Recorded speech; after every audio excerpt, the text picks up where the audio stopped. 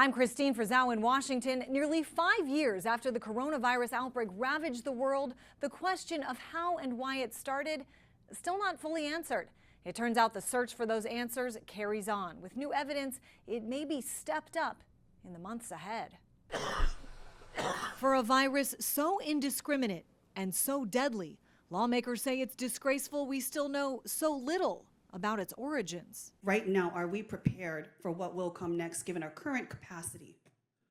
We're better prepared. Good morning. A House committee tasked with oversight on the government's response to the pandemic and to outline lessons learned and to try to prevent the next pandemic, holding its final hearing on the matter. One thing where I think we have bipartisan agreement is that there were a lot of mistakes made during the COVID pandemic. One key question, how it started, still largely unanswered. China did not allow a World Health Organization team into the country for more than a year after the outbreak, but that visit was tightly controlled by China.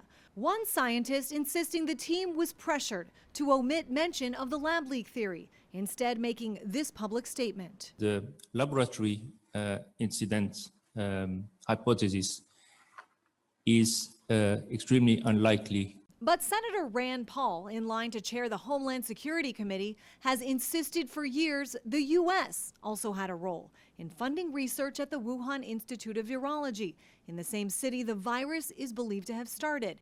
He told the New York Post he plans to target the, quote, COVID cover-up, and earlier this year put forth a bill called the Risky Research Review Act, following years of contentious fights with Dr. Anthony Fauci. Dr. Fauci, do you still support funding of the NIH funding of the lab in Wuhan?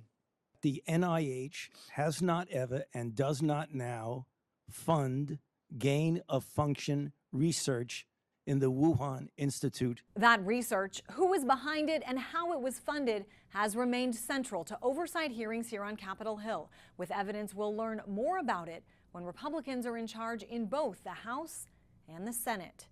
I'm Christine Frizzau reporting.